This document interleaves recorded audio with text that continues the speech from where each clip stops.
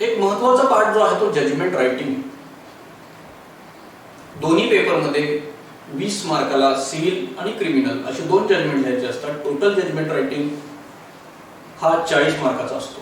Judgement रायटिंगचा अभ्यास करताना सगळ्यात महत्त्वाचं म्हणजे काय आहे तर provisions of judgment writing. Judgment रायटिंगच्या प्रोव्हिजन्स कुठे कुठे आहेत. Civil manual, criminal manual, CPC आणि सीआरपीसी 4 ठिकाणच्या तरी आपण वाचल्या पाहिजेत. इच अँड एव्हरी सगळं सांगितलेलं आहे. केस लॉ कसा रेफर करायचं, पॅरा नंबर 1 काय असायला पाहिजे, पॅरा नंबर 2 काय असायला पाहिजे, सगळं काही सांगितलेलं आहे. 2-3 कन्सेप्ट आहेत एक्झामिनेशनच्या दृष्टीने फार महत्त्वाचे. एक म्हणजे जसा केस लॉ बद्दल आपण काही मिथ्स होते आपल्या डोक्यामध्ये, तसेच जजमेंट रायटिंग बद्दल काही मिथ्स आहेत. आणि कदाचित मी जे आता सांगणार आहे जजमेंट रायटिंग बद्दल हे ऐकल्यानंतर काही लोक असंही म्हणतील की सर काहीतरी वेगळंच बोलतात. असं काही नसतं. पण मी तुम्हाला नक्की सांगू शकतो की हे असंच असतं आणि याच पद्धतीने तुम्हाला मार्क मिळणार आहे. कारण जसं माझा अनुभव आहे तसं अजून एक गोष्ट जी सर्वे माझ्याकडे आहे, त्यामुळे इतका कॉन्फिडन्स आहे मला तुम्हाला सांगताना. जे तुमचे मित्र ज्युडिशरीमध्ये एंटर झालेले आहेत त्यांनी तुम्हाला मदत करण्यासाठी बरेचसे फीडबॅक दिलेले आहेत. वेल, तर एक आहे त्याच्यामध्ये प्रोव्हिजन्स आधी वाचले पाहिजेत. त्यानंतर आपण जे जजमेंट लिहिणार आहे ते एक्झामिनेशन साठी लिहायचं आहे. त्यामुळे परीक्षेसाठीचं जजमेंट हे एकदा मनात आपण कोरलं गेलं पाहिजे. जनरली आपण काय करतो, हायकोर्टाचे जजमेंट वाचायला जातो. मोठमोठे जजमेंट वाचायचे, त्यामध्ये 15-20 केस लॉ रेफर केलेले असतात स्वतःहून. आता स्वतःहून केस लॉ रेफर करायची की नाही हा वेगळा विषय आहे. हायकोर्ट काही करू शकतं, ट्रायल कोर्टाने ते करायची की नाही that is another thing. Constitutional aspect तिथे डिस्कस केलेला असतो, कॉन्स्टिट्यूशनल पॉइंटवर असतात जजमेंट बरेच. हे सगळं आपण वाचतो आणि त्याचंच लिहायला जातो. हे अपेक्षित नाही आहे. मी हे नाही सांगत की हायकोर्टाचे जजमेंट तुम्ही वाचू नका. हायकोर्टाचे जजमेंट तुम्ही वाचा, पण तसं तुम्ही जजमेंट लिहू नका. ते तुमच्या स्टडीसाठी ठेवा. त्याचा वापर तुम्हाला, त्याचा उपयोग होणार आहे डायसवरच्या जजमेंटवर. तर डायसवरचं जजमेंट आणि परीक्षेसाठीचं जजमेंट हे वेगवेगळं आहे, हे लक्षात ठेवा. डायसवरचं जजमेंट कधी देतो आपण, प्लीडिंग्स वाचतो, ट्रायल आपल्या समोर चालते, सिव्हिल मध्ये कमीत कमी 2 वर्ष तरी, विटनेस समोर येतो, चीफ होते, क्रॉस होते, डॉक्युमेंट्स बघतो, आर्ग्युमेंट ऐकतो, रिटर्न आर्ग्युमेंट बघतो, दिलेली केस लॉ बघतो आणि मग जजमेंट देतो. निम्म तर प्रोसेस आपली समोरनं तयार झालेली असते. आणि हे सगळं 2 वर्षाचं काम आपल्याला इथं 40 मिनिटात करायचं आहे maximum. Whether it is possible, no. त्याचं उत्तर आहे नाही.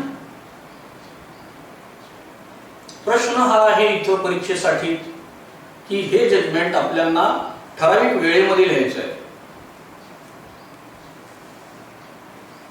हेच जजमेंट इथं 40 मिनिटात लिहायचं आहे. जर मी म्हटलं की 2 दिवसात लिहा तर तुम्ही खूप चांगलं लिहा. मी म्हटलं की 4 दिवसात लिहा, अजून चांगलं लिहा.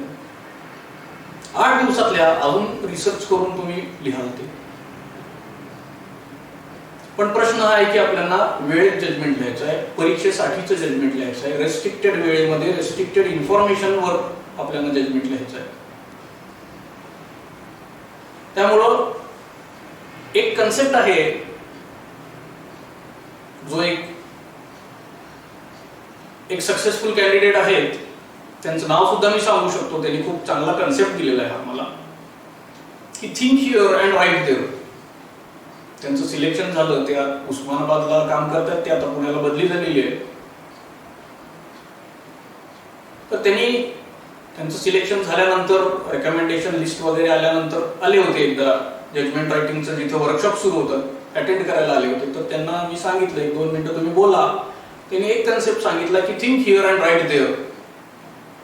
जो काही विचार करायचा आहे, फॉर्मॅट, शब्द, ऑपरेटिव्ह ऑर्डर वगैरे वगैरे, हे सगळं काही इथंच तयार पाहिजे. तुमचं पेपरमध्ये जाऊन फक्त लिहायचं आहे, तिथं विचार करायचं नाही. प्रॅक्टिशनर्सला मी वॉर्न करतो याच्याबद्दल. जजमेंट रायटिंगचा वेगळा आपण वर्कशॉप घेतो 3 दिवसाचा, त्यामध्ये त्याची पूर्ण डिटेल आपण डिस्कस करतो. आता जस्ट इंट्रोडक्शन, आतापासूनची तयारी काय आहे, काय एक आउटलाईन पाहिजे जजमेंट रायटिंगची, एवढंच आपण बघू. Okay, so go through the provisions, go through the establish practice. Simple language ठेवा, जो काही विचार करायचा तो इथंच करा. जजमेंट भरपूर प्रॅक्टिस करा, 10 जजमेंट तरी प्रॅक्टिस केले पाहिजेत आपल्याला. अजून काय करू शकतो जजमेंटसाठी? सीजेजेडी आणि जेएमएफसीचे जजमेंट वाचा तुम्ही. एक 15 जजमेंट सीजेजेडी जेएमएफसीचे वाचून काढा. ज्या प्रकारचे जजमेंट आपल्याला विचारले जातात ते 10 जजमेंट प्रॅक्टिस करा, प्रत्यक्ष लिहून. कशासाठी? तर आपल्याला नेमके शब्द ऐनवेळी आठवतात का? आठवले नसतील तर त्याची प्रॅक्टिस करायला लागेल आणि ते वेळेत जजमेंट लिहायची प्रॅक्टिस करायला लागेल. आता जजमेंट रायटिंग हे उजव्या बाजूच्या आन्सरशीटच्या पेजवर सुरू करावं, हे एक सजेशन आहे माझं. आणि जजमेंट हे 5 ते 7 पानामध्ये पॅकअप करून टाकावं. आता जजमेंट कधी लिहायचं हा एक प्रश्न असतो. तर परत एकदा त्यानिमित्तानं मेन्स जे आहे, मेन्स मध्ये माझं असं सजेशन आहे की जो प्रश्न तुम्हाला सगळ्यात चांगला लिहिता येईल असं वाटतं तो प्रश्न पहिल्यांदा अटेम्प्ट करा. एक इम्प्रेशन तयार होतं तपासणाऱ्या माणसाचं. आणि जे चांगले लिहिता येतात ते प्रश्न संपल्यानंतर जजमेंट घेतलं तरी चालेल.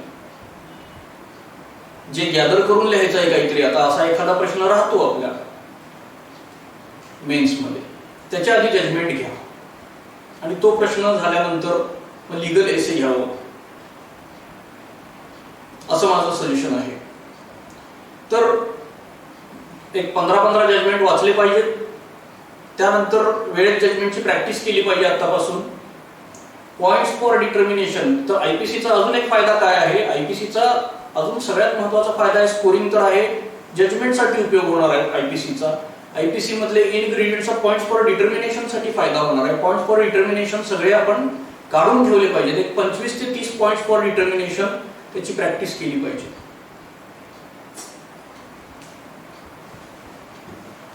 त्यानंतर ऑपरेटिव्ह ऑर्डर्स. वेगवेगळे ऑपरेटिव्ह ऑर्डर्स काय आहेत हे बघून ठेवलं पाहिजे. काही वेगळं नसतं ऑपरेटिव्ह ऑर्डर्स मध्ये, पण प्रोबेशन ऑफ ऑफेंडर्स ऍक्टची कशी ऑपरेटिव्ह ऑर्डर करायची,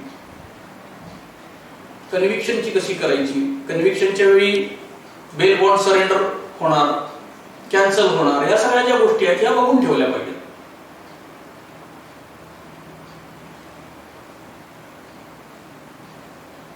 देन काही महत्वाच्या गोष्टी आहेत, काही महत्वाचे सेक्शन्स आहेत ज्याच्यावर जजमेंट विचारले जाऊ शकतात. ते सेक्शन्स पण आपल्याला बघून ठेवले पाहिजेत. जसं की 279 आहे, 304 आहे, यावर विचारलं गेलेलं नाही, 304 यावर विचारलं जाऊ शकतं. पण 500, 325, 326, 392 जे काही, आता 292 सुद्धा महत्वाचा झालेला आहे. न्यूसन्सचा पण जजमेंट महत्वाचा झालेला आहे. 188 जजमेंट महत्वाचं झालेलं आहे या रिसेंट डेव्हलपमेंट्स मध्ये. किंवा कोविडचे नियम मोडले तर आयपीसीचा कुठला सेक्शन अट्रॅक्ट होईल त्याचंही जजमेंट आपल्याला विचारलं जाऊ शकतो. काही नाही, सगळे जजमेंट एकच आहे, फक्त सेक्शन बदलायचे. सिव्हिल मध्ये जर बघितलं तर डिक्लेरेशन आहे, इंजंक्शन आहे, टीआय टेम्पररी इंजंक्शन, रिकव्हरी सूट, एन्क्रोचमेंट, पार्टनरशिप, पार्टिशन, हे सगळं विचारलं गेलेलं आहे अजूनपर्यंत. तर हे या प्रकारचे 2-3 जजमेंट आपण सीजेजेडी कोर्टाचे वाचायचे. हे सगळं काही सीआयएस ला ऑर्डर्स आणि जजमेंट्स वाचायला मिळणार आहेत आपल्याला, काही प्रॉब्लेम नाहीये.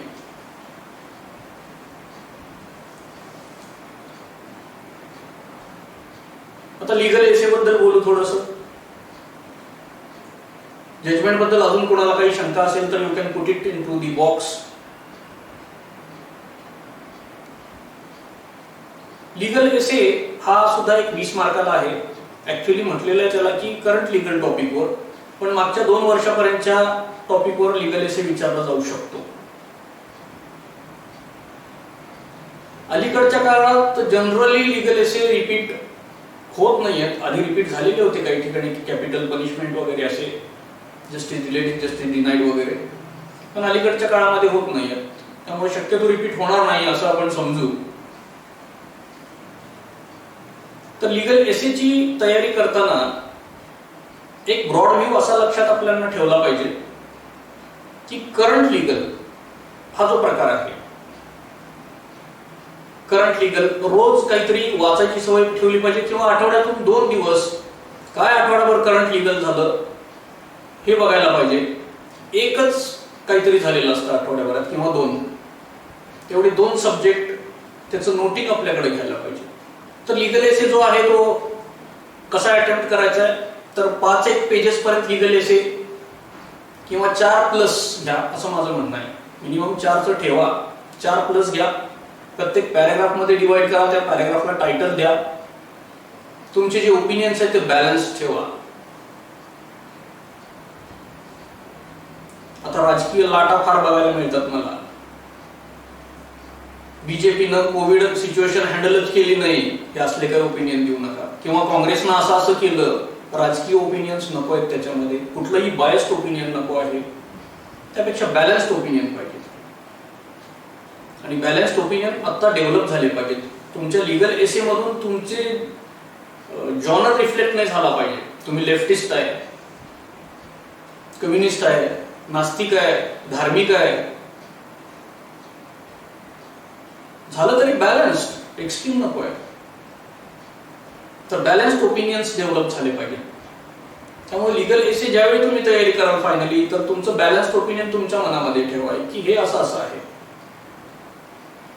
त्यानंतर एसे हा पॉझिटिव्ह असला पाहिजे, एसे हा निगेटिव्ह ठेवायचा नाही. अगदीच निगेटिव्ह असेल तरी सुद्धा एंडिंग मध्ये त्याचं पॉझिटिव्हनेस आपण द्यायचं आहे. जरी एखाद्या प्रॉब्लेमवर एसे असेल तरी सुद्धा बॅलन्स्ड ओपिनियन ठेवून एंड होपफुल कन्क्लुजन न करायची आहे. एकूण काय positive essay should be a positive. हे असं झालं ह्याचा काय उपयोग नाही, ते तसं झालं त्याचा काय उपयोग नाही, सरकार हे करायला गेलं ते फेल गेलं, नको. आणि आताची करंट सिच्युएशन बघितलं तर बरेचसे लीगल टॉपिक्स नव्यानं आलेले आहेत. Covid, virtual courts, electronic evidence, त्यानंतर ही जी पेंडन्सी वाढलेली आहे ह्याचं काय करायचं, कोविडशी संबंधित कुठले कुठले ऑफेन्स आहेत, कोविडला नवीन लॉ करायची गरज आहे का, हे असे एक 8-10 नवीनच विषय आता उभरून आलेले आहेत. ते आपल्याला थोडेसे तयार करायला लागतील आता पुढच्या एक्झामसाठी. तर एसेचं आता अर्ली प्रिपरेशन जर स्टार्ट केलं तर अजिबात टेन्शन येणार नाही, आणि यामध्ये मजा येईल. नवीन नवीन नवीन नवीन टॉपिक आपल्याला बघायला मिळतात त्याच्यामध्ये. त्यानंतर लीगल एसेचा फॉर्म काय असायला पाहिजे ऍक्च्युअली लिहिताना, तर सुरुवातीला इंट्रोडक्शन एक 5-6-7 ओळींमध्ये जर घेतला, आणि इंट्रोडक्शनच्या नंतर हिस्ट्री त्याची. समजा आता काश्मीरमध्ये जे झालं आता आर्टिकल 35, 370 वगैरे, तर इंट्रोडक्शन काय होती आधीची पोझिशन, ते ॲब्रोगेशनचे काय पॉवर्स होते, हिस्ट्री आत्ता कनेक्ट करा. मग आत्ता काय निघालंय त्यातलं, आता काय भांडण निघालेलं, आता काय डिस्प्यूट निघालेलं आहे, तर हिस्ट्री आणून आत्ताच्या कॉन्टेक्स्ट मध्ये कनेक्ट केली की त्याच्याशी कनेक्टेड एक केस लॉ असतोच. कारण हे सगळं शक्यतो लीगल एसे म्हणजे सुप्रीम कोर्ट, हायकोर्टामध्ये एखादा मोठा केस लॉ झालेला असतो, तो केस लॉ रेफर करा मग तिथं. ते झाल्यानंतर मग पुढं हे जे काही झालं त्याचे मेरिट्स, डिमेरिट्स, ऍडव्हान्टेजेस, डिसएडव्हान्टेजेस, किंवा arguments for and arguments against, दोन्ही कॉइनच्या 2 बाजूवर बोला तुम्ही. 3-3 पॉइंट जरी असतील तरी ठीक आहे. For, against, advantages, disadvantages. इथं शक्यतो आपलं ओपिनियन द्यायचं नाही. One view is so, another view is so, one thought is so, another thought is so, असं म्हणायचं. ते थर्ड पार्टी बोलतात म्हणायचं, मी काही नाही बोलत इथं. ते झाल्यानंतर एखादा प्रॉब्लेम असेल तर त्याचे सजेशन द्या. मग मेजर्स काय, हा प्रॉब्लेम हँडल असा झाला पाहिजे. जर प्रॉब्लेम नसेल तर तुमचं ओपिनियन थोडंसं तुम्ही देऊ शकता, पण बॅलन्स्ड. किंवा तुमचं ओपिनियन नाही तर एखाद्या एक्सपर्टचं ओपिनियन तिथं देऊ शकता. एक्सपर्ट असं म्हणतात की हे असं असं असं सगळं आहे. काही गरजेचं नाही तुमचं ओपिनियन असायलाच पाहिजे असं. आणि मग सोल्युशन, मेजर्स, तुमचं ओपिनियन, एक्सपर्टचं ओपिनियन हे झाल्यानंतर मग शेवटी एक होपफुल कन्क्लुजन द्यायचं. हे असं जरी असेल तरी सुद्धा यातून आपल्याला कसा मार्क काढायचा आहे आणि आपण आशा करूया की हे जर नजीकच्या काळामध्ये आपल्या सगळ्यांना सोसायटीला बेनिफिटेड होणार आहे. So this is the form of legal essay. Simple language, अलंकारिक लँग्वेज नको, फारसं लीगल टर्म्स, मॅगझिन्स वापरायची काही गरज नाहीये. इस्टॅब्लिश केस लॉ फक्त नावानं निर्भया केस जसं आपण म्हणतो असं वापरला तरी इट्स ओके. तुम्हाला केस लॉ ऐनवेळी सुचला नाही पण नुसतंच वाचलेलं आहे एखादं तर in one important case law the high court held that एवढं जरी म्हटलात तरी सुद्धा ते डिस्कस करू शकता. Not necessary. So with that we have taken a wrap up of the question papers. Priority wise कुठले सब्जेक्ट अटेंड करायचे आहेत, कुठले सब्जेक्ट जास्त मार्क देऊ शकतात आपल्याला, कुठल्या पद्धतीनं आपण क्वेश्चन अटेम्प्ट करून आन्सर्स लिहायचे आहेत, जजमेंट रायटिंगची तयारी आतापासून काय करायची आहे आणि लीगल एसेची सुद्धा आतापासून कशी तयारी करायची आहे. आणि हे सगळं काही आपल्याला तिन्ही स्टेजेसमध्ये प्रिलिम्स, मेन्स आणि इंटरव्ह्यू इथपर्यंत उपयोगी पडणार आहे. इथपर्यंतच नाही तर अकॅडमीमध्ये ज्यावेळी जाल तुम्ही त्यावेळी सुद्धा उपयोगी पडणार आहे, समजून घ्यायला ट्रेनिंग, आणि डायसवर बसल्यावर सुद्धा उपयोगी पडणार आहे. तर शॉर्ट टर्म स्टडी हा डोक्यातनं काढून टाका विषय. आणि मी निगेटिव्ह बोलत नाही अगदीच, पण इन केस हे JMFCचं वगैरे काही नाही झालं तर पुढे डिस्ट्रिक्ट जज तर आहेच, पण इन द मीन टाइम प्रॅक्टिसला सुद्धा हे उपयोगी पडणार आहे. So everything is positive. आपण पुढे जाऊ थोडंसं. आज जो शेवटचा सब्जेक्ट आहे आपला, शेवटचा टॉपिक आहे, फार इंटरेस्टिंग आहे, फार महत्वाचा आहे आणि तो म्हणजे आता कोर्ट अटेंडन्स आणि प्रॅक्टिकल नॉलेज. सुरुवातीलाच मी सांगितलं की प्रत्यक्ष प्रॅक्टिस करणं एक वेगळी गोष्ट आहे, प्रॅक्टिकल नॉलेज असणं एक वेगळी गोष्ट असू शकते.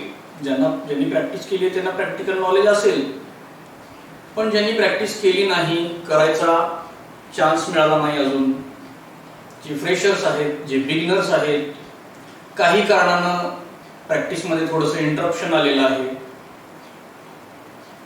कागदावर 5 वर्ष दिसतात पण इंडिपेंडेंटली काही काम करायचा अजून योग आला नाही, अपॉर्च्युनिटी आली नाही, कारण एन नंबर ऑफ कारण असू शकतील.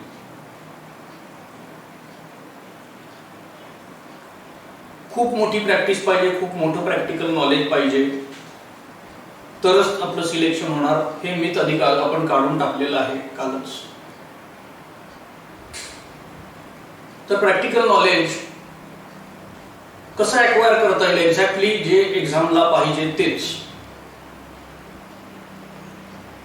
याचा फुलफूल प्लॅन तुम्हाला करायला लागेल. मी काही जनरल गोष्टी सांगणार आहे आता. बेसिकली आपली पोस्ट JMFC आहे, JMFC अँड CJJD.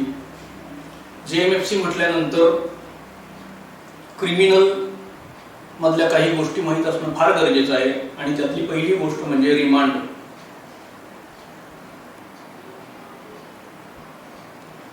आता रिमांड जे आहे ते रिमांड कसं चालतं हे आपल्याला बघायला पाहिजे. रिमांडच्या प्रोव्हिजन CRPC मध्ये आहेत. सेक्शन 167 ची संबंधित फार महत्त्वाचं सेक्शन आहे. 167 ऑफ CRPC वाचायचं आहे आपण आणि कोर्टामध्ये रिमांड अटेंड करायचं आहे प्रत्यक्ष. आता कोर्ट अटेंडन्स आणि प्रॅक्टिकल नॉलेज एवढ्यावर आपण बोलतोय, तर कसा अटेंड करायचं आहे, तर त्याआधी माझं एक महत्त्वाचं सजेशन असं आहे की जिथं कुठं आपण प्रॅक्टिस करतो मिनिमम 2 मॅजिस्ट्रेट कोर्ट असणार आहेत. तिथं डिस्ट्रिक्ट कोर्ट असेल नसेल किंवा एकापेक्षा जास्त 2 पेक्षा जास्त मॅजिस्ट्रेट कोर्ट्स असतील. तर जनरली आपलं जिथं येणं जाणं आहे, आपली कामं आहेत, असे 2 मॅजिस्ट्रेट कोर्ट्स सिलेक्ट करायचे आहेत आपण आपली कर्मभूमी म्हणून. आता कसली कर्मभूमी? आपली प्रॅक्टिकल नॉलेज ॲक्वायर करायची कर्मभूमी. हे 2 कोर्ट सिलेक्ट करायचे. त्यांच्याकडे रिमांड असलं पाहिजे एकाकडे तरी. आता रिमांड जो आहे तर 5 रिमांड हे जनरली दुपारी 3 वाजता आणतात. रिमांड म्हणजे आरोपीला अटक झाल्यानंतर 24 तासाच्या आत मॅजिस्ट्रेटकडे हजर करणं आणि पुढील ऑर्डर्स घेणं, ही जी काही प्रोसेस आहे याला आपण रिमांड म्हणतो. जनरली हे 3 वाजता सेकंड सेशनची सुरुवात ज्यावेळी होते मॅजिस्ट्रेटची, त्यावेळी रिमांड घेतात काही बरेचसे मॅजिस्ट्रेट. तर रिमांडची वेळ बघा आणि रिमांड अटेंड करा. असे 5 रिमांड अटेंड केले पाहिजेत. What is the meaning of 5 remand ते बघू. एकदा आरोपी हजर केला तर आयदर पोलीस कस्टडी और मॅजिस्ट्रेट कस्टडी. पोलीस कस्टडी 3 दिवसाची झाली, तिसऱ्या दिवशी परत हजर करतात, त्यावेळी परत अटेंड करा तो रिमांड. 5 मिनिटाचा रिमांड असतो, 5च मिनिटाचा. त्या दिवशी त्याची मॅजिस्ट्रेट कस्टडी झाली तर त्या आरोपीच्या वकिलांना विचारा बेल दाखल करणार आहे का. ते बेल आयदर मॅजिस्ट्रेट कोर्टामध्ये देतील किंवा सेशन कोर्टामध्ये देतील. बेलचं ऍप्लिकेशन बघा, वाचायला मिळतं का, किंवा बेल दाखल झालं तर बेल फॉलो करा. सेशन कोर्टामध्ये बेल दाखल झालं तरी 3 ते 4 तारखांमध्ये बेल संपतो. किंवा मॅजिस्ट्रेटकडे बेलचा अर्ज दिला तरी सुद्धा 1 ते 2 तारखांमध्ये ते संपतं. हे सगळे काही असे 5 रिमांड जर तुम्ही अटेंड केले तर रिमांडची पूर्ण प्रोसेस आपल्याला कळणार आहे. आणि या रिमांडवर प्रश्न विचारला जाण्याची शक्यता 99% आहे इंटरव्ह्यूच्या वेळेला. बऱ्याचशा कॅन्डिडेट्सना तुम्ही रिमांड अटेंड केलेला आहे का हा प्रश्न विचारला गेलेला आहे. तर तुम्हाला कॉन्फिडन्स येतो, रिमांड बद्दल प्रॅक्टिकल नॉलेज मिळतं. रिमांडच्या मॅजिस्ट्रेटनी केलेल्या ऑर्डर्स वाचून घ्या. 4 ओळींची ऑर्डर असते, नाही मिळाली तर सर्टिफाईड कॉपी घ्या त्याची. तर 5 रिमांड प्लस त्यांचं पुढे जे काही बेल झाले ते. आता अगदीच कोणी हायकोर्टाला अँटिसिपेटरी दाखल करायला गेला, हायकोर्टाला रेग्युलर बेल दाखल करायला गेला तर सोडून द्या, पण निदान तिथल्या तिथं मॅजिस्ट्रेटकडे जे बेल दाखल होतात त्या रिमांडच्या पुढचे आरोपीला MCR मध्ये घेतल्यानंतर, किंवा सेशनला जे दाखल होतात, सेशन कोर्ट तिथल्या तिथं असेल तर, किंवा तुम्हाला जाणं पॉसिबल असेल तर, अगदीच पुढचं बेलचं नाही जमलं तर त्या वकिलांकडून त्या रिमांडचं पुढे काय झालं, तुम्ही बेल दाखल केला का, बेलमध्ये काय ऑर्डर झाली असेल तर ती ऑर्डर वाचून घ्या. आपल्याला कळतं की आरोपी आणल्यापासून त्याचं बेल पर्यंत काय काय झालं. तर रिमांड आणि बेल हे महत्वाचे प्रोव्हिजन्स याच्यामध्ये कव्हर होतात आपले. अर्थात ज्यांनी रिमांड प्रत्यक्ष VP घातलेला आहे, प्रत्यक्ष कंडक्ट केलेला आहे, त्यांना हे असेलच.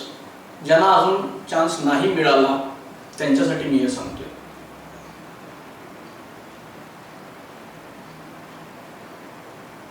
त्यानंतर रिमांड आणि बेल झाल्यानंतर आपण बघू की प्रत्येकाला माझं असं सजेशन आहे की क्रिमिनल आणि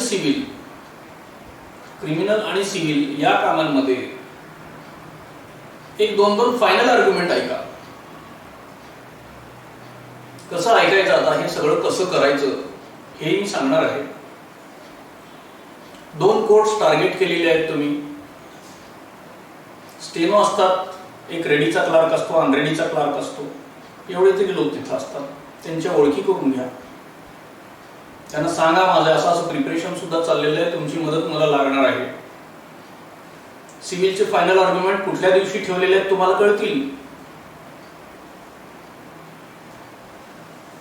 या दिवशी या साहेब म्हणतात या दिवशी आर्ग्युमेंट होईल, त्या दिवशी जा बसा तिचं निवांत आर्ग्युमेंट ऐका.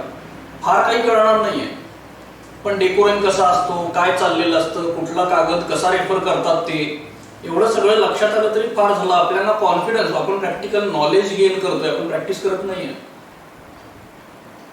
वेल, तर असं आहे, रिमांडची थोडीशी माहिती घेतली पाहिजे. फायनल आर्ग्युमेंट 1-2 ऐकल्या असतील तुम्ही तर वेल अँड गुड. स्वतः चालवले असतील, कंडक्ट केले असतील मॅटर्स तर वेल अँड गुड. मी हे त्यांच्यासाठी सांगतोय जे अगदीच फ्रेश आहेत, ज्यांना आता सुरूच करायचं आहे. तर ह्या सगळ्या गोष्टीसाठी जिथं चान्स मिळेल तिथं VP फाईल करा, वकीलपत्र फाईल करा. तुमची 10 वकीलपत्र रेकॉर्डवर असू देत. याबद्दल कोणाला काही प्रॉब्लेम असेल डिटेलमध्ये मी परत मला कॉन्टॅक्ट करा, मी बोलू शकतो तुमच्याशी. पण एक 10 वकीलपत्र आपल्या कलिगच्या VPवर साईन करा, आपल्या सिनियरच्या VPवर साईन करा, याच्या VPवर साईन करा, त्याच्या VPवर साईन करा, काही प्रॉब्लेम नाहीये.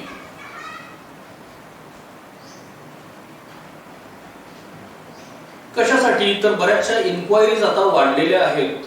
आधी अपॉइंटमेंट व्हायच्या आधी, रेकमेंडेशन झाल्यानंतर एकच इन्क्वायरी होत होती. यासाठी आपण काय करायचं? यासाठी प्रत्यक्ष केस चालवली, वेल अँड गुड. नाही तर 1-2 डिस्पोज ऑफ केसेस घ्या, तुमच्या सिनियरच्या घ्या, 2 डिस्पोज ऑफ केस घ्या आणि त्या केसचा एक रिपोर्ट तयार करा. काय आहे प्लेंटमध्ये? हे 4 ग्राउंड आहेत, WS मध्ये हे 4 डिफेन्सेस आहेत. प्लेंटिफ आला आणि त्यांना काय केलं, प्लेंट दाखल केल्यानंतर एक इंजंक्शनचा अर्ज दिलेला होता. इंजंक्शनचे हे से आला, इंजंक्शनला आर्ग्युमेंट झालं, इंजंक्शनची ही ऑर्डर झाली, इंजंक्शनचा अर्ज रिजेक्ट झाला.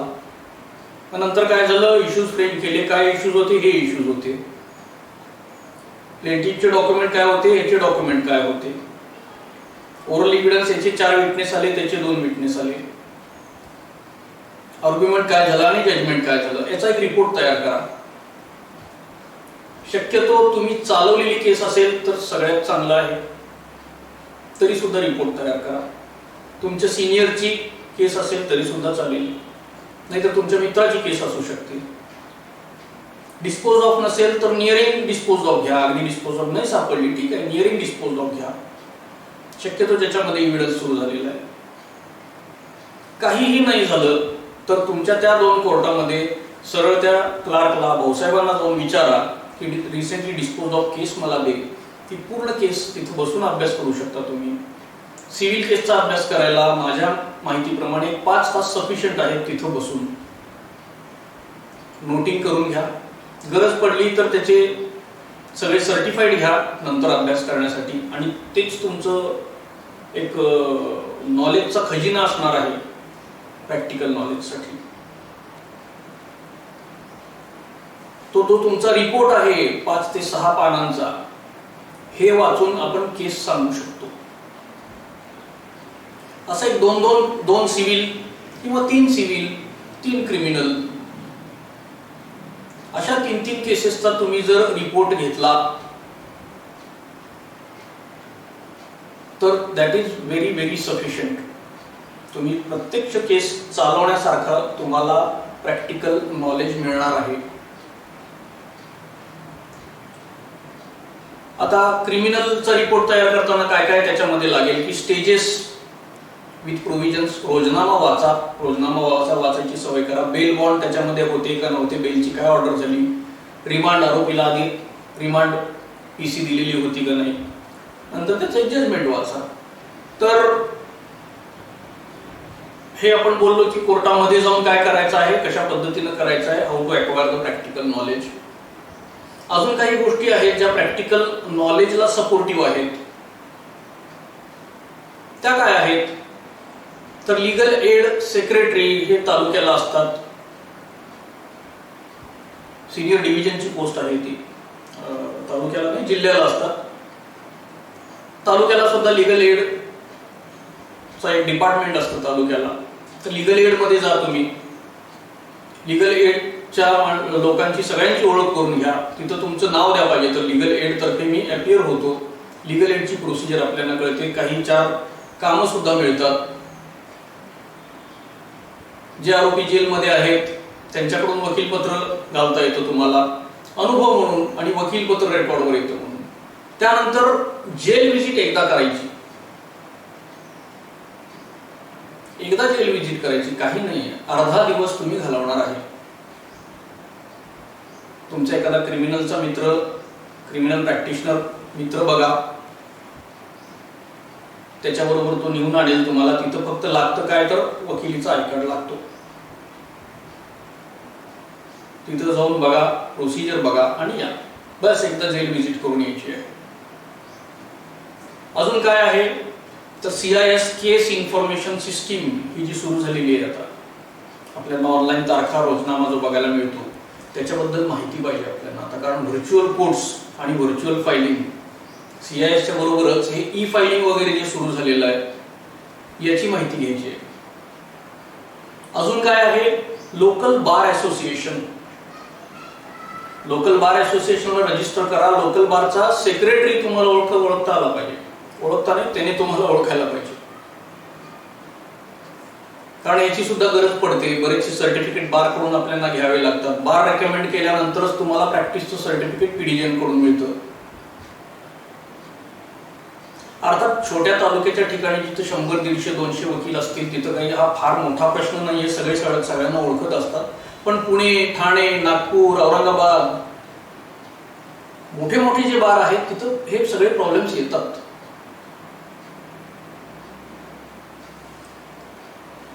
अजून 2 लोक आहेत जे आपल्याला मदत करणार. हा तर बार बद्दल बोलताना सेक्रेटरी, अध्यक्ष द्या सोडून सेक्रेटरी तुम्हाला ओळखतं, तुमच्या ओळखीचा असला पाहिजे, तुम्हाला ओळखायला पाहिजे. तुम्ही येत जात असता कोर्टामध्ये, तुम्ही प्रॅक्टिसमध्ये आहात एवढं त्याला सांगता आलं पाहिजे. तुम्हाला सर्टिफिकेट लागलं तर देता आलं पाहिजे आणि बारचं रजिस्ट्रेशन तुमचं असलं पाहिजे. नाही मी फ्रेशर आहे, मला याची गरज नाही आहे, काय करायचं आहे आपल्याला, सपोर्ट मिळणार आहे ना, बारचं रजिस्ट्रेशन करायला काय जाणार आहे आपलं. छोट्या गोष्टी आहेत आणि small things bring about big changes. With that I think तुम्हाला प्रॅक्टिकल नॉलेज कसं घ्यायचं आहे याचा थोडासा अंदाज आला असेल. खूप कमी वेळ आहे, एवढ्यामध्ये मी तुम्हाला पूर्ण प्रॅक्टिकल नॉलेज कसं घ्यायचं आहे, काय करायचं आहे पूर्ण सांगू शकत नाही. पण तुमच्या मनामध्ये जी भीती आहे प्रॅक्टिकल नॉलेज मला नाहीये वगैरे, ही भीती काढणं हा माझा उद्देश आहे आणि तुम्हाला एक मार्ग दाखवणं की इथून मी सुरुवात करू शकतो प्रॅक्टिकल नॉलेज घेण्याची.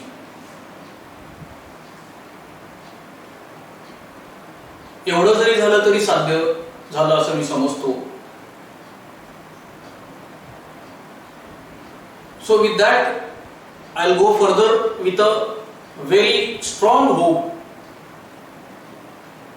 that you will prepare your own plan for getting the practical knowledge and you will be prepared with all the practical knowledge for the examination. त्यानंतर filling up form and profile.